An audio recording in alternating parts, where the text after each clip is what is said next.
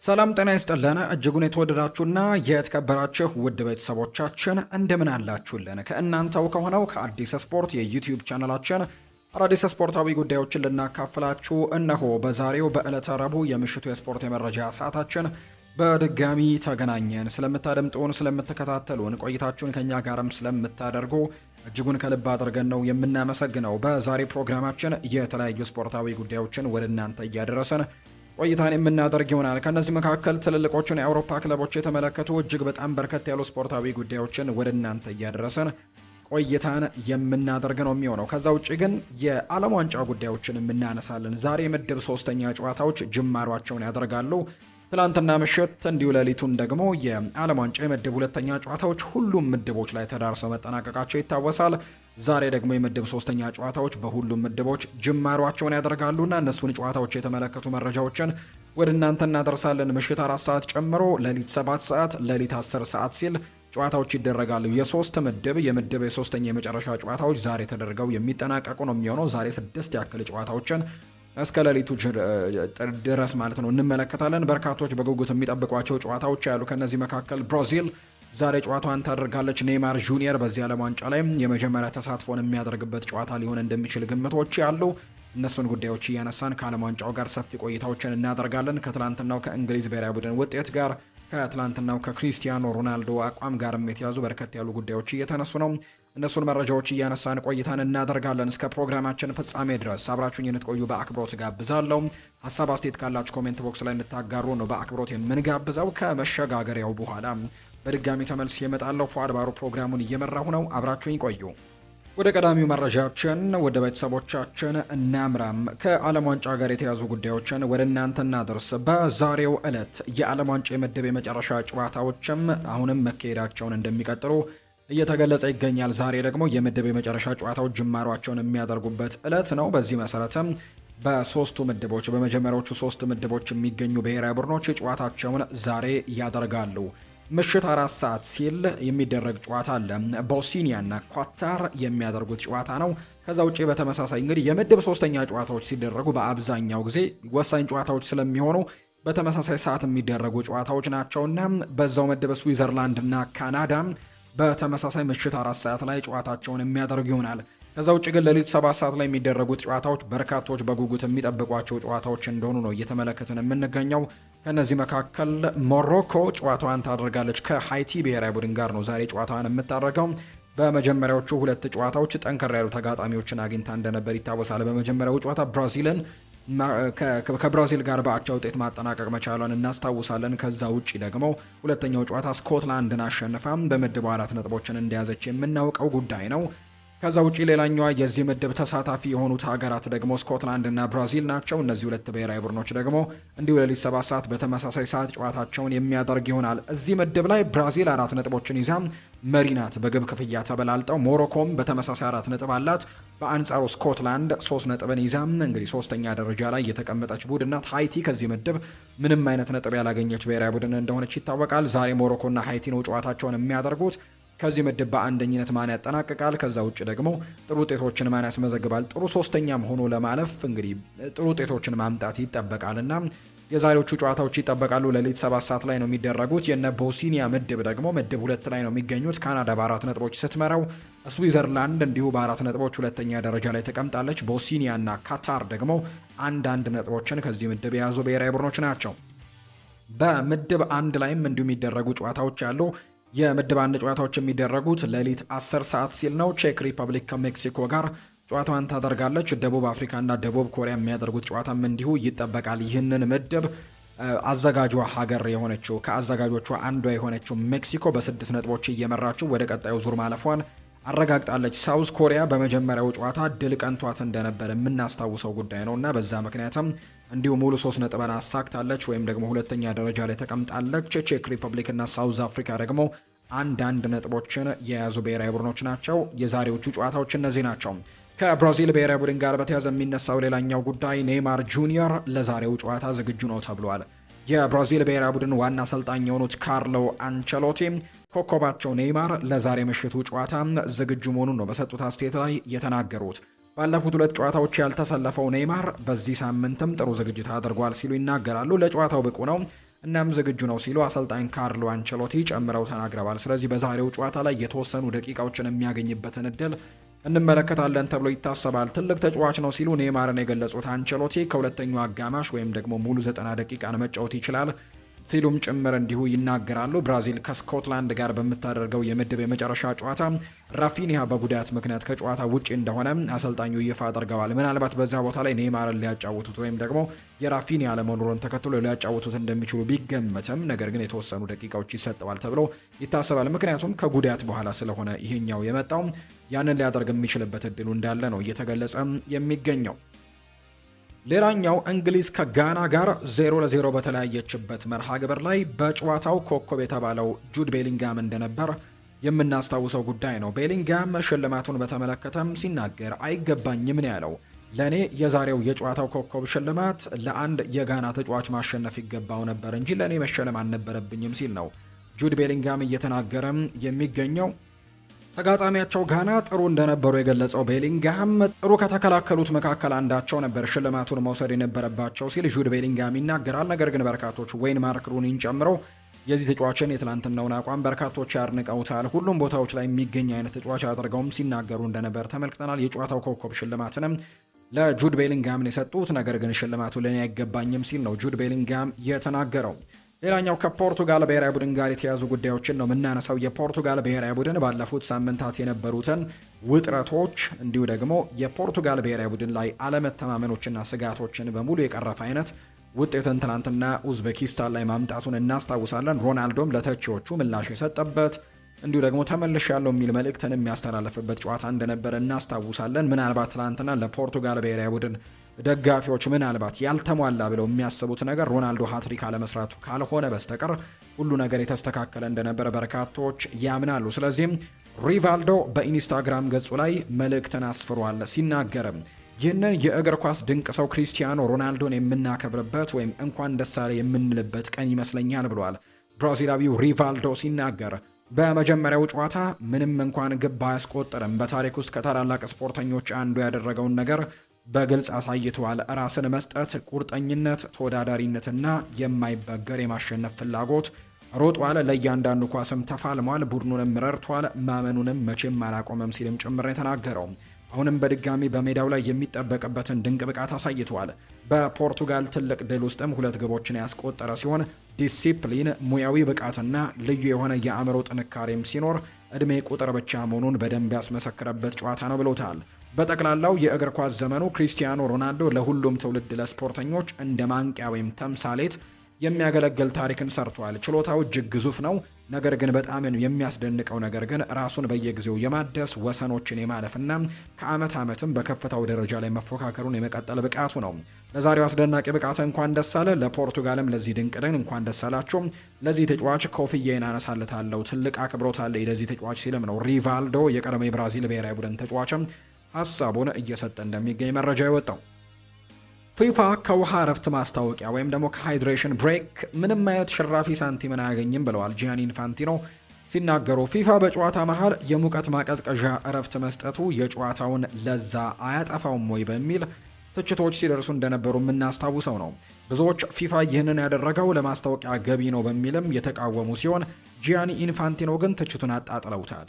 የዚህ እረፍት መንስኤ ሙቀቱን ያሉት ጂያኒ ኢንፋንቲኖ ለተጫዋቾቹ ምቾት እረፍት አስፈላጊ ነው ሲሉ ገልጸዋል። ፊፋ ከእንደዚህ አይነት ነገርም እንዲሁ ደግሞ ከእንደዚህ አይነት እረፍት ጊዜያቶች አንድም ሳንቲም እንደማያገኝ ጭምር ነው የተናገሩት።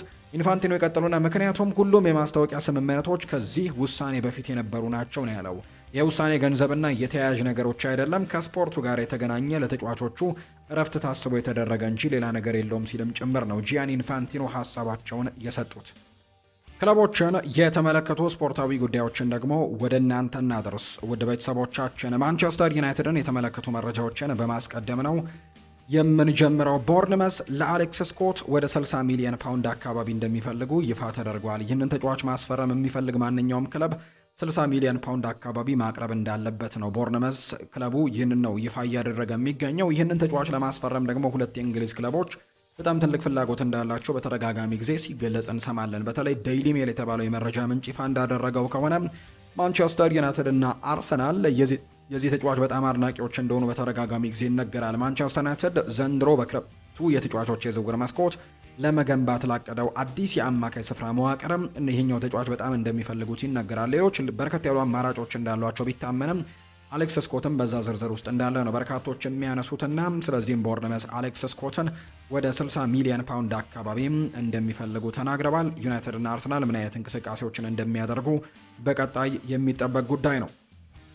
ፋብሪዚዮ ሮማኖ ይፋ እንዳደረገው ከሆነ ማቴዎስ ፈርናንዴስ ወደ ቶትንሃም ወይም ወደ ማንቸስተር ዩናይትድ ለመዘዋወር ዝግጁ ነው ተብሏል። አሁን ላይ ይህንን ተጫዋች የማስፈረም ትልቅ እድል ያለው ቡድን ተጫዋቹን ለማስፈረም ጥሩ ገንዘቦችን ወይም ደግሞ ጥሩ ፕሮፖዛሎችን ይዞ የሚቀርብ ቡድን ነው ይህንን ተጫዋች የግሉ የማድረግ እቅድና እድል ያለው ሲልም ጭምር ይናገራል እንጂ ማንቸስተር ዩናይትድም ቶትንሃምም ይህንን ተጫዋች የማስፈረም ጥሩ እድል እንዳላቸው ጭምር ነው እየተናገረ የሚገኘው ፋብሪዚዮ ሮማኖ። ማቴዎስ ፈርናንዴስ ለዩናይትድ አማካይ መስመር የምመርጠው ተጫዋች አልነበረም ብሏል ማርክ ጎልብሪጅ ሲናገር። ማንቸስተር ዩናይትድን ከተቀላቀለ በኋላ ወዲያውኑ ለውጥ ከማምጣት ይልቅ ከአዲሱ አካባቢ ጋር ለመላመድ ጊዜ ሊፈልግ የሚችል አይነት ተጫዋች አድርጌ ገምተዋለሁ ብሏል። የማንቸስተር ዩናይትድ በጣም ቀንደኛ ደጋፊ እንደሆነ የሚናገረው ማርክ ጎልብሪጅ ነው ይህንን ሀሳብ የሰጠውና ዩናይትድ ከዚህ የተሻለ በጣም ውጤታማ መሆን የሚችል አማካይን ቢያመጣ በጣም ደስ ይለኛል። ማቴዎስ ፈርናንዴስ በማንቸስተር ዩናይትድ ቤት ውስጥ ወዲያው ለውጦችን ያመጣል ብዬ አልጠብቅም ሲል ማርክ ጎልብሪጅ ሀሳቡን ሰጥቷል። የስፔኑ ክለብ ሪያል ማድሪድ ጥያቄዎችን ለማዳመጥ ፍቃደኛ ሆኗል። ሪያል ማድሪድ የአማካይ ክፍሉን እንደገና ለማደራጀት በማቀድ ለተጫዋቹ ኦሪዮል ሹዋሜኒ የሚቀርቡ ጥያቄዎችን ለማዳመጥ ፍቃደኛ መሆኑ ነው የተነገረው። ተጫዋቹ በማንቸስተር ዩናይትድ ዘንድ ትልቅ ፍላጎትን ሊያሳድር ይችላል ተብሎ እንደሚታሰብ ነው የዘ አትሌቲኩ ማሪዮ ኮርቴግና መረጃውን እያጋራ የሚገኘውና ስለዚህም ሪያል ማድሪዶች ይህንን ተጫዋች የሚለቁበት እድል ሊኖር እንደሚችልና ማንቸስተር ዩናይትድም ጥሩ እድሎች እንዳሉት ስለዚህም ይህንን ተጫዋች ለማስፈረም ጥሩ እንቅስቃሴዎችን ሊያደርጉ የሚችሉበት እድሉ እንዳላቸው ነው እየተገለጸ የሚገኘው።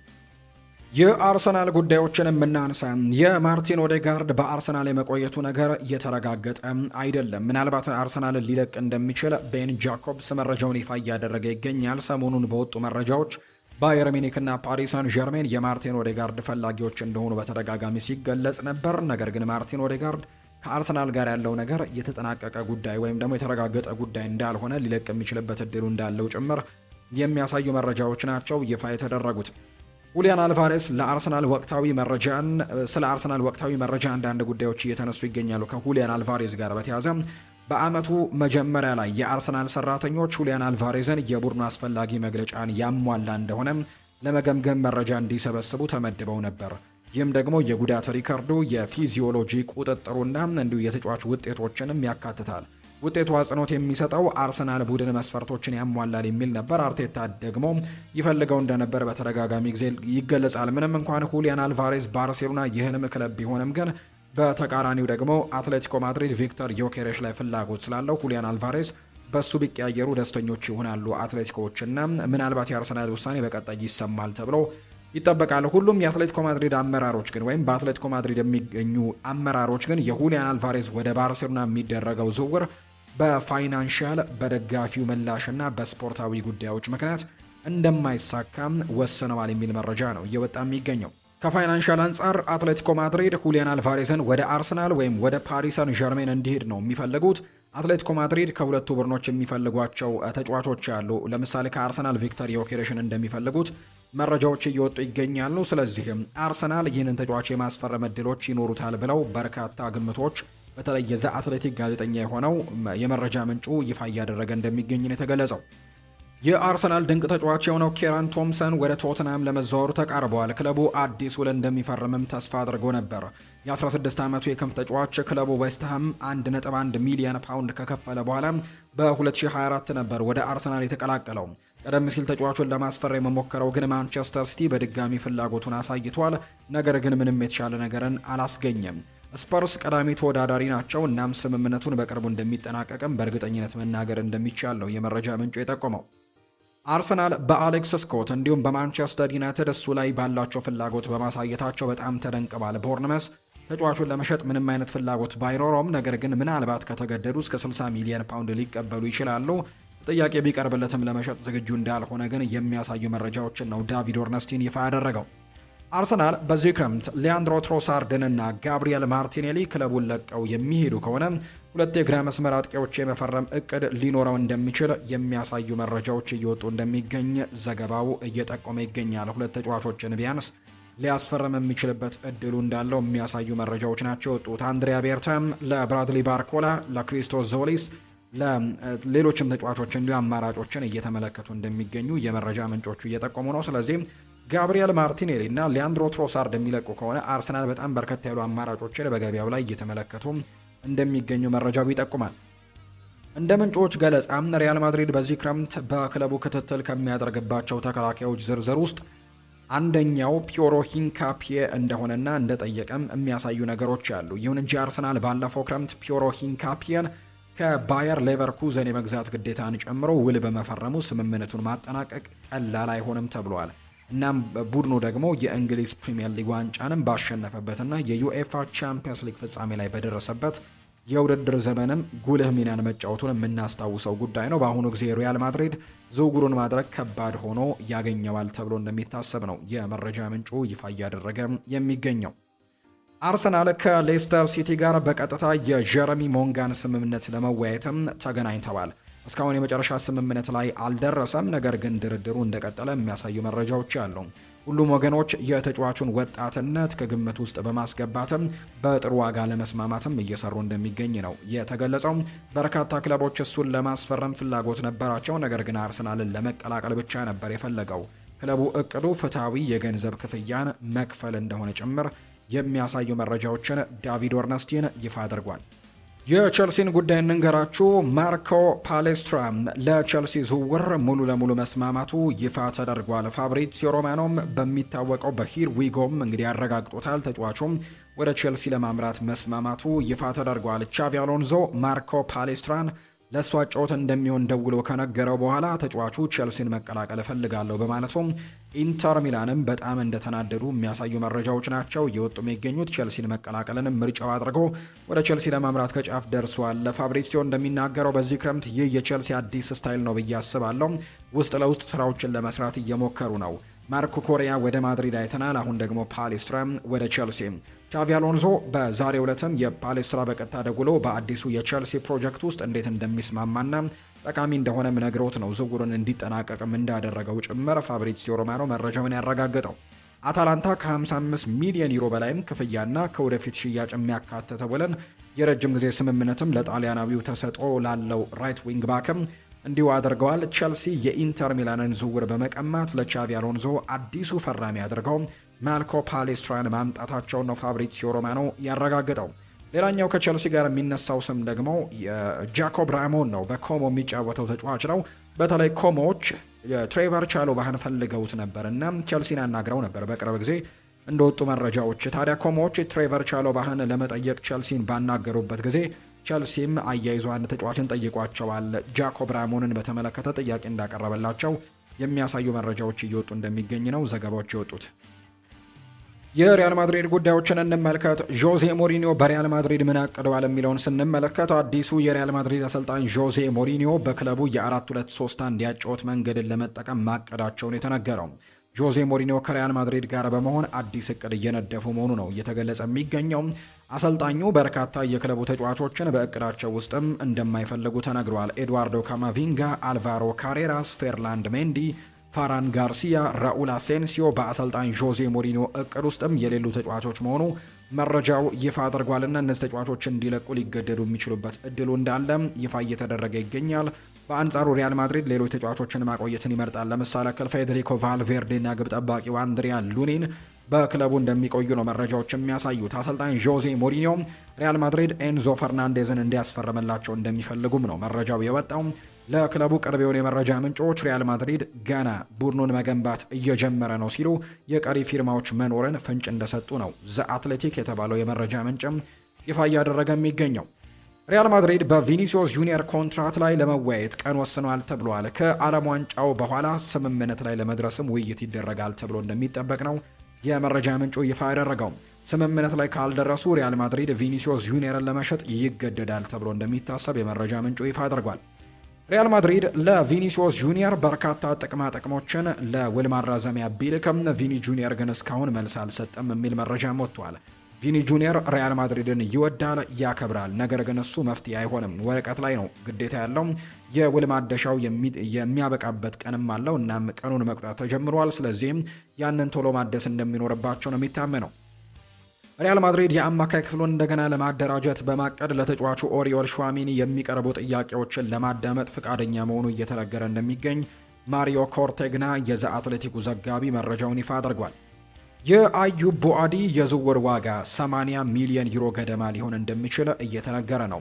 በአሁኑ ሰዓት እሱ በሪያል ማድሪድ ቅድሚያ ከሚሰጣቸው ምርጫዎች መካከል አንደኛ አይደለም። ነገር ግን አዩብ ቡአዲ ከሚመለከቷቸው ዝርዝሮች መካከል ግን ሊካተት እንደሚችልና ሌሎች ተጫዋቾች ካልተሳኩ ወደ እሱ ዝውውር ሊመጡ እንደሚችሉ እየተገለጸ ነው። ዛሬ የሊዮኔል ሜሲ 39ኛ ዓመት ልደት ነውና አንዳንድ ጉዳዮችን ከሊዮኔል ሜሲ ጋር አያይዘን እናንሳ። ይሄ 100 ዓመት አንዴ የሚፈጠር ክስተት ነው። ከደሳሳው ጎጆ ተነስቶ የዓለም ሕዝብ ባለው መታታዊ ብቃትም በእግር ኳስ ውስጥ እንዲለከፍ ያደረገ አንድ ሕፃን ወደዚህ ምድር መጣ። የሚያስገርመው ይህ ሰው በነበረው የእድገት ሆርሞን እጥረት ምክንያት በብዙዎች አንፈልግህም ተብሏል። የሚታከምበት ገንዘብ እንኳን ስላልነበረው ቤተሰቦቹና እሱ ብዙ ችግሮችን እንዲጋፈጡ ተገዷል። አንድ ነገር ግን ነበር፣ ማንም በቀላሉ የማያገኘው እሱ ላይ ብቻ የሚገኝ የእግር ኳስ ችሎታ። ምድራችን በእግር ኳስ ሀሴት ታገኝ ዘንድም አንድ ሰው ወደዚህ ምድር እንደመጣ ተደረገ። ይህ ሰው ልክ በዛሬው ዕለት ከ39 ዓመታት በፊት በሀገረ አርጀንቲና የተወለደው የእግር ኳስ ሊቁ ሊዮኔል አንድሬስ ሜሲ ነው። ሁላችንም ማወቅ የሚገባን አንድ እውነት አለ። እሱ ሲጫወት በማየታችን እድለኞች መሆናችንን። እሱ ያለው የእግር ኳስ ጥበብ ብቻ አይደለም። እሱ በሰብአዊነት የተላበሰ እጅግ ትሁት፣ ተወዳጅና በሰዎችም የሚወደድ ስብዕናን የተላበሰ ጭምር እንደሆነ በርካቶች ይናገሩለታል። ይህ ሰው ያላሳካው አንድም ዋንጫ የለም። ያላሳካው ሽልማቶችም ቢሆኑ ለማግኘት ይከብዳል። የሊዮኔል ሜሲ ታላቅነት በፍጹም መግለጽ አትችልም። ብትሞክር እንኳን የባህር ውሃ ቀርተ ለመጨረስ የምታደርገው ጥረት ያስመስለዋል። እሱ የሰራውን እሱ በእግር ኳስ የፈጸመውን ጀብድ ተጽፎ አያልቅምና። ሜሲ በእግር ኳስ ያልሰራው ነገር አለ ብለን ለመናገር በጣም ከባድ ነው። ሜሲ ማለት የእግር ኳስ መገለጫ ነው። አማካይ በመሆን ብዙ ኳሶችን ይፈጥራል። አጥቂ በመሆን ብዙ ጎሎችን የሚያስቆጥር አይነት ተጫዋች ነው። ለተመልካቾች የሚማርክ የሜሲን አጨዋወት እንኳንም አየሁት ብለ ደስታህን ጥግ ድረስ እስከሚሆንም ድንቅ ይጫወታል። በቃ ሜሲም የኳስ ካፕቴን ነው። ያላስቆጠረው የጎል አይነት የለም። ካሻው 4 እና 5 ተከላካዮችን እስከሚያዞራቸው እያታለለ ጎል ያስቆጥራል። ካሻው የቅጣት ምት ጎሎችን የሚያስቆጥር ነው። ካሻው የፍጹም ቅጣት ምት ጎሎችን ያስቆጥራል። በቃ ሊዮኔል ሜሲ ካለ ጎል አለ። ሜሲ ካለ ጎል የሚሆኑ ኳሶችም ይፈጠራሉ። ሜሲ ካለ የጎል እድሎች ሁሌም አሉ። ሜሲ ካለ አዝናኝ እግር ኳስ ሜዳ ላይ አለ። ሜሲ ካለ ሁሉም ነገር እንዳለ በርካቶች ያነሳሉ። በሜሲ ያልወደቀ ተከላካይ፣ በሜሲ ጎል ያልተቆጠረበት ግብ ጠባቂ አለ ቢባል የሜሲ ተቃራኒ ሆኖ ያልተጫወተ ብቻ ነው ብንል ማጋነን አይሆንም። ሜሲ ማለት በእግር ኳስ የተፈጠረ እግር ኳስን እንድንወድ ካደረጉ ተጫዋቾች መካከል አንደኛው የሆነ ነው። በስፓኒሽ ለሜሲ መግለጫ የሚሆን አንድ ቃል በመዝገበ ቃላት ላይ ተጽፏል። ሜሲ በሚጫወትበት ዘመን የተፈጠረን ሰዎች መሆናችን ምናልባትም አሁን አግኝተነው ስለሆነ እንደ ትልቅ ነገር ላንወስደው እንችል ይሆናል እንጂ ነገር ግን ነገ ልጆቻችንና የልጅ ልጆቻችን ሜሲን የሚያውቁት በማንበብ ታሪኩን በመስማትና የእሱን ታሪክ በማየት ነው። ለዚህም በእግር ኳስ ታሪክ አንድ ሰው ብቻ የምትገልጽ ስፓኒሽ ቃል እንዳለች ይነገራል። ስለ ሜሲ የሚገልጽ ሆኖም እንደተቀመጠ ይነገራል። በስሙ አንድ ቃል በመዝገበ ቃላት የተጻፈለትም ብቸኛው የእግር ኳስ ተጫዋች እንደሆነም ጭምር ነው ዘገባዎች የሚያሳዩት። የተወደዳችሁና የተከበራችሁ ቤተሰቦቻችን ለዛሬ ያዝንላችሁ አዳዲስ ስፖርታዊ ጉዳዮቻችን እነዚህን ነው የሚመስሉት።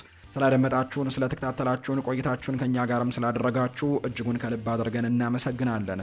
ፉአድ ባህሩ የዛሬውን ፕሮግራም እየመራው ከእናንተ ጋር ቆይታን አድርጌያለሁ። በቀጣይ ፕሮግራሞቻችን ሌሎች ስፖርታዊ ጉዳዮችን፣ ሌሎች አዳዲስ መረጃዎችን አካተን በድጋሚ ተመልሰን የምንገናኝ ይሆናል። ስላደመጣችሁን ከልብ አድርጌ ያመሰገንኩኝ። መልካም ጊዜ፣ መልካም ቀን እንዲሆንላችሁም ነው በአክብሮት የምመኘው።